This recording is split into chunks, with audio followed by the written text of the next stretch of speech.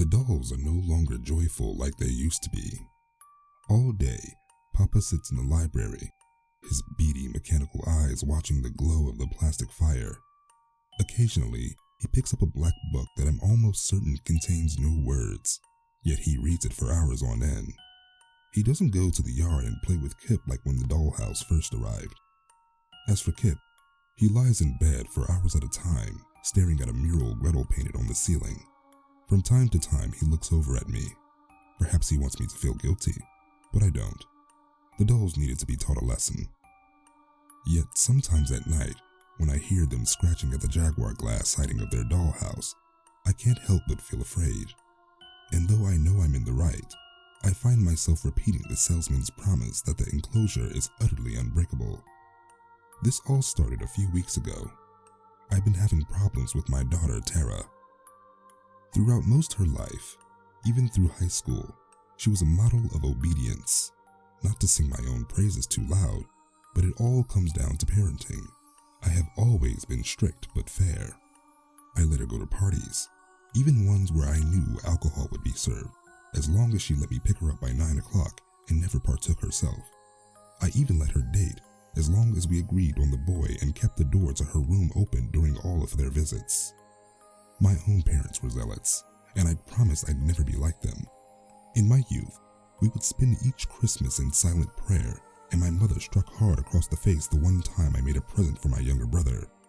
Don't even get me started on Halloween. Perhaps, though, I have been too permissive. It all started when she changed her major to anthropology, deviating from accounting, the practical choice to which we'd both agreed. Though I threatened to stop paying for her education, Tara stuck to her guns, and after several tearful phone calls, I relented. For a few months, it seemed my good daughter was back, until Thanksgiving when she called to announce she'd be spending the holiday with her new girlfriend. The whole thing seemed like a desperate attempt to get under my skin. How could she possibly be choosing to spend the holiday with a girl she just met and hadn't even mentioned in our numerous weekly calls, over the mother that had been her closest friend for 19 years? As soon as she hung up on me, I marched down to the bank and transferred the $14,078 I'd originally earmarked for her winter quarters tuition over to my main checking account. I decided it was finally time to start putting myself first. Now, as I mentioned, I'd never gotten any Christmas presents growing up. Every January, I have to suffer through my friends' incessant stories about their new bikes, teddy bears, and doll houses. It was the doll houses that stung the most. I had played with them at friends' houses a few times, imagining myself as one of the pretty dolls sitting in their lavish rooms with no parents around, always smiling. My own parents had refused to even let me make paper dolls, calling them a graven image and an abomination. Once, upon discovering a small collection of the dolls, Father had made me hold the paper as he lit the tops on fire. I had to hold the paper as it burned down to the edges of my fingers, leaving me a singe that ached for weeks. And so, when I saw the Happe family dollhouse on sale at Tech Wizards, I could hardly peel my eyes off of it. The dolls were made of natural wood, yet wonderfully articulated at the joints.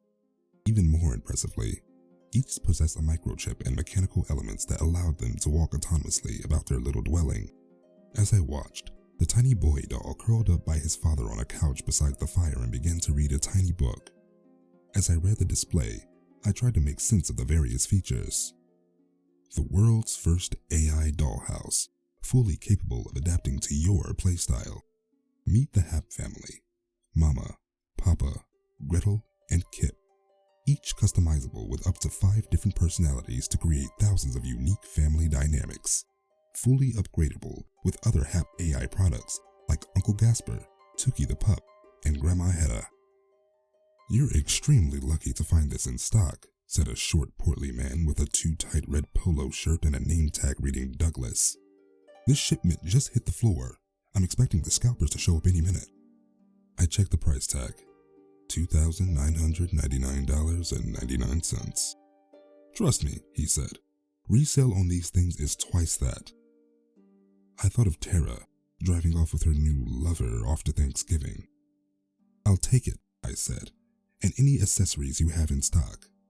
Want to include a 5-star setup with your Tech Wizard Red Mage, aka me, for an extra $199? "Why not?" I answered, thinking of the tuition money burning a hole in my pocket. I'm feeling spendy. Setting up the house, I felt like a child again, sitting in the dark of my bedroom, quietly cutting paper dolls as my parents slept. I had Douglas put the house on a table in the corner of the room. I had sprung for the deluxe upgrade, a 3-story manor that included chrome plating on the fixtures and boosted extra rooms, like a tiny movie theater and a game room for the children. As Douglas plugged it in, tasteful lights illuminated the dark rooms, including backlit false windows that gave the appearance of a sunny summer day.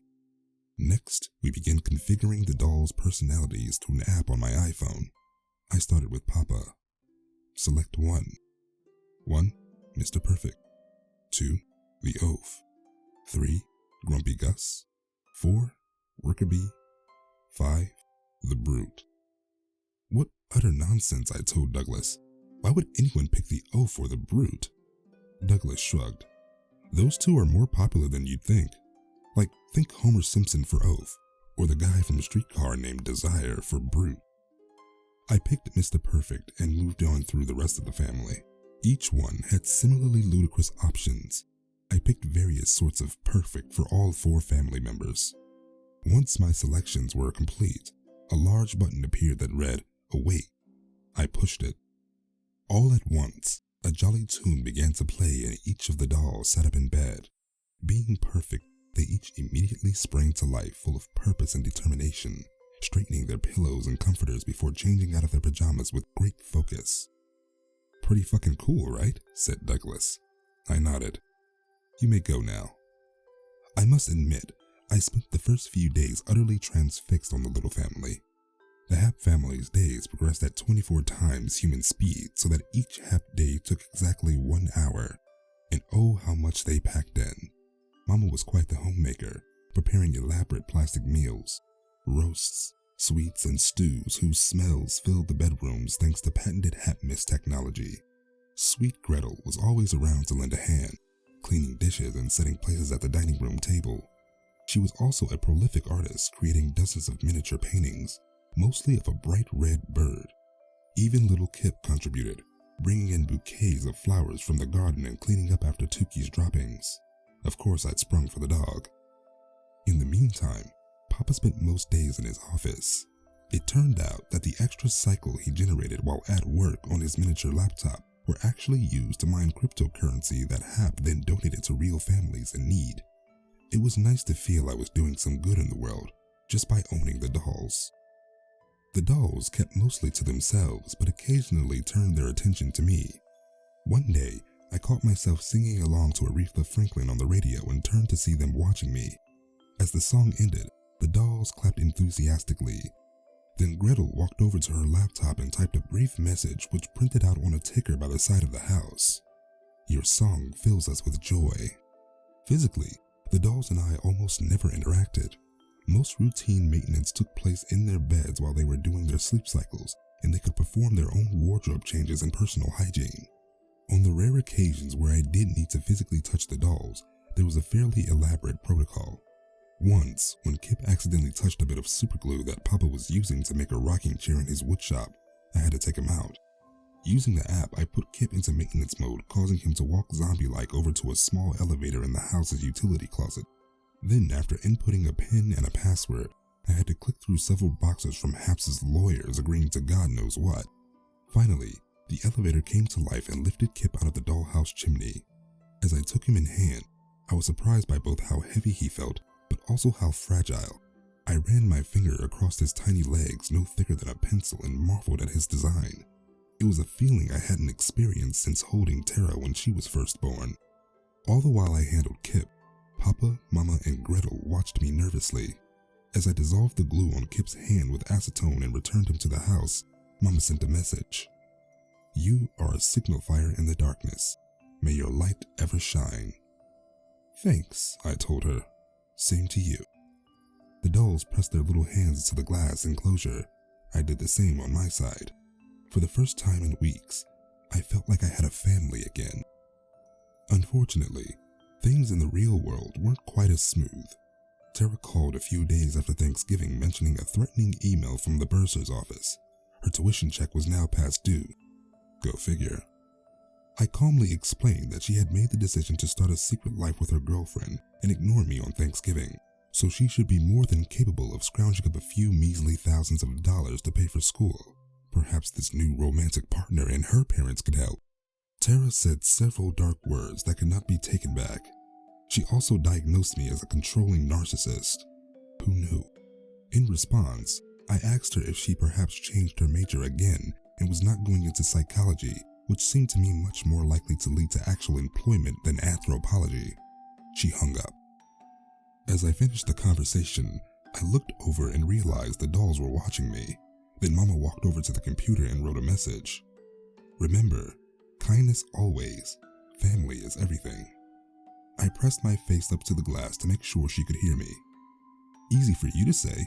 Your family is perfect, and don't ever speak to me about my daughter again. I'm sorry to say that my relationship with the dolls went south from there.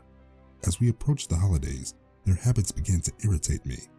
They had been programmed not to celebrate Christmas, but instead a proprietary religion developed by Happe.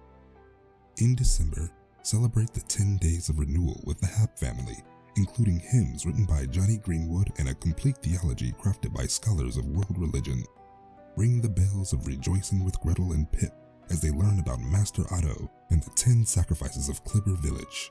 Experience the miracle of Otto's death at the age of 1000 and rebirth as a newborn baby, all thanks to villagers' sacrifice. Instead of Christmas music, the dolls sang melancholy dirges, and rather than a cross, they hung Gretel's paintings of the Mother Phoenix, who brings new life to the world. At dinner, I'd find myself eating alone in front of the TV, volume turned to the max to drown out the sound of their soulful caroling. Soon, I was blasting Christmas music right next to the little house, even as the dolls attempted their sleep cycle. They slept restlessly and dragged themselves through their days. They still sang their awful hymns, but a bit less joyfully. Please, wrote Papa, we must all share this house in peace. I shook my head. This is my house, and we will follow my rules, or there will be consequences. The next day, things got out of hand. I woke to find a mural of Mother Phoenix painted over the entirety of Gretel's bedroom wall. I had done my best to tolerate the doll's belief thus far, but this was over the line, a clear attempt to get a rise out of me. Well, she had succeeded. I opened the app and put Gretel into maintenance mode. Dutifully, she ambled to the elevator. What are you doing? Wrote Papa. Gretel is not compromised. Removing her is not allowed. Not allowed? I practically screamed. This is my house. You are my dolls. I'll do whatever the fuck I want to you. I tried to calm myself, but I couldn't. Originally, I merely intended to hurt Gretel in some small way, but my temper got the better of me. I lay her half asleep on the floor as she looked up at me, her eyes a mix of horror and confusion. Then I took her by the feet and smashed her hard against the floor, again and again until her wooden body cracked, revealing a tender metal skeleton. As I did it, the rest of the family was in ruins. Kip threw his tiny body against the glass trying to get his sister. Mama knelt in prayer. Papa kept writing messages. Please, stop. This can still be saved. I walked up to him, Gretel's tiny twitching skeleton in hand. One more word and your boy is next, I told him. Throughout the rest of the day, Mama, Papa, and Kip held each other and wept. I have to admit, I felt a bit bad about letting my temper get the best of me, but Gretel had brought it on herself after all. I dug a 2-inch grave in the potted plant by the dollhouse and laid Gretel's pieces inside. Then I formed a cross with toothpicks and tape and used it to mark her burial place. The dolls did not seem to take this well. This is sacrilege. She must be burned and offered to the Mother Phoenix, wrote Papa. You will learn your place, I told him. I was considering further punishments when the phone rang and I got distracted. It was Tara, calling this time to tell me she'd taken a bus to California but had now gotten in a massive fight with her girlfriend and was sitting all alone in a Starbucks, not knowing what to do next. Please, Mom, she said, just tell me what to do. The credit card isn't working anymore and I'm totally out of cash. I almost laughed. That's right, I canceled the card the previous day. I'd been so busy with the dolls I almost forgotten. I'm a little busy at the moment, I told her. I'm dealing with some family issues. What are you talking about? You don't have any other family. I'm sorry, sweetie, I told her. I need to go. Up and felt a smile come to my face. I suppose this was Tara's way of apologizing, and I was proud of her. Still, it felt too soon to swoop in like a mama hen and send her money for a bus ride home. Tara was a big girl. She could handle herself for a couple more days. Then I'd be ready to accept her apology. I was smiling ear to ear, relishing my victory when I heard a buzzing from the dollhouse and walked over to find Papa attempting to drill through the jaguar glass with his tools from the wood shop. Part of me wanted to laugh, but for the first time I felt a genuine bit of fear. Of course, Papa's plan was fruitless, but the fact that he wanted to get out was troubling. What was he planning to do to me if he did get loose? For a moment, I considered simply pulling the plug on the whole thing. Maybe I could even get my money back. But where was the lesson there? The dolls would basically be getting their own way. No, this was a teaching moment, and I was here to teach them. And so for a few hours, I let them mope. Papa brooding, Mama praying, Kip staring. Children, all of them, waiting for me to break, to fall to my knees in contrition. I wanted to laugh. Did Noah and Job ask God for an apology? And so I sat down and prepared a small speech, kindly inviting the dolls to sit and listen, and then finally informing them that I'd rip their dog to pieces if they didn't. You were supposed to be the perfect family, I told them, but I can see now that you're just as broken as the rest of us. What happened to Gretel was tragic, but it's also a chance for you to learn and grow. If we're to continue living together, you'll have to learn to follow my orders. You see, there is no Mother Phoenix. That's all just some story the toy makers made up. Here in this house, I am your God, and you will follow my will. Your lives are eternal.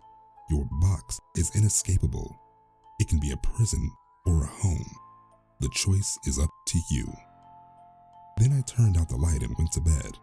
As I tried to sleep, I must admit I couldn't stop shaking. From time to time, I heard odd scraping sounds emanating from the house, and I had to remind myself I was perfectly safe. Not once did I get out of bed. I refused to let them see my fear. They can't get out, I repeated again and again. They'll be in that house for all eternity. I woke up the next day with a pit in my stomach and a dull taste in my mouth.